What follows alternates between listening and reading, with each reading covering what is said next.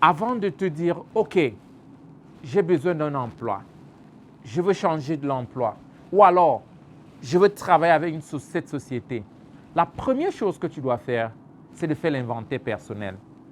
L'inventaire personnel. Et sur ta liste d'inventaire personnel, tu dois répondre à certaines questions. Quelles sont les connaissances que tu as? Quelles sont tes compétences? Ne te focalise pas sur un travail spécifique. Qu'est-ce que tu sais faire? Qu'est-ce que tu peux faire? D'ailleurs, ceci doit te pousser à t'ajouter plus de valeur.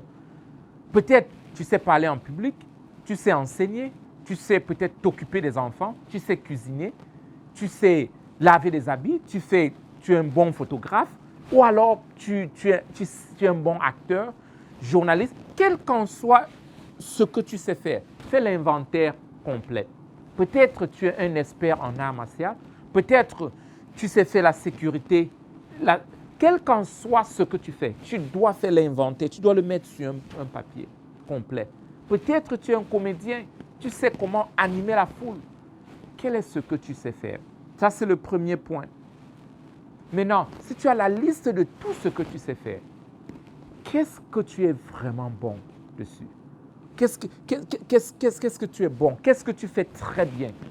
Parce que tu peux vouloir ou bien tu peux savoir faire des choses, mais tu sais que de 1 à 10, tu es peut-être à 2 dans certains domaines et dans d'autres, tu es à 8 et d'autres, tu es plus que 10. Tu dois faire cet inventaire. Qu'est-ce que tu sais très, très bien faire? Tu peux être quelqu'un qui aime écrire.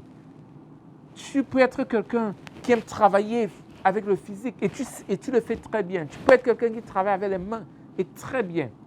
Qu'est-ce que tu sais très bien faire? Ça, c'est le deuxième point. Troisième point, qu'est-ce que tu aimes faire? Nous sommes en train de parler de ta passion. Qu'est-ce que tu es passionné par ça? Tu peux aimer enseigner les enfants, mais n'es vraiment pas passionné pour passer le temps avec les enfants. Tu aimes enseigner, mais peut-être tu n'es pas passionné par les enseignements. Peut-être tu aimes jouer, tu aimes acte, tu aimes imiter les voix, tu aimes imiter les gens. Et quand tu le fais, tu es passionné. Peut-être tu es acteur ou actrice.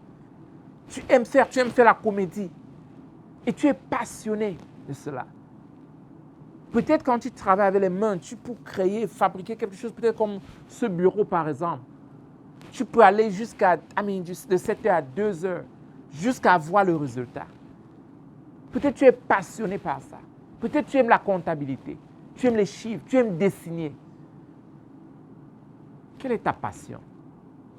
Va sur ta liste d'inventaire, maintenant tu sélectionnes ce que tu es vraiment passionné de ça. Et le dernier point, tu dois te poser la grande question. Pourquoi tu aimes faire ce que tu fais? J'appelle ça le big why, le grand pourquoi. Parce que quand tu n'as pas le pourquoi dans ce que tu fais, à chaque fois que tu rencontres l'obstacle ou bien l'adversité, tu vas abandonner. Quel est ton pourquoi? Pourquoi est-ce que tu fais cela?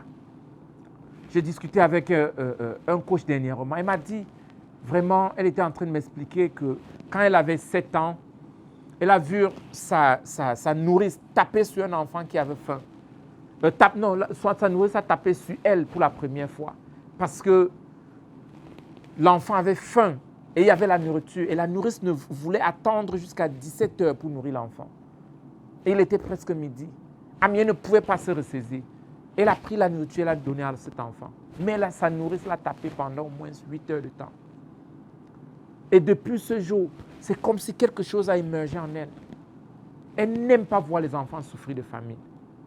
Et c'est comme si ça s'est... cela s'est émergé dans ses émotions. Pourquoi tu fais ce que tu fais? Peut-être c'est à cause de ce que tu as vécu. Peut-être c'est à cause du trauma que tu as dépassé. C'est peut-être à cause de certains gens qui n'ont pas de voix. C'est pourquoi tu te lèves pour eux. Peut-être ça a à voir avec ton histoire.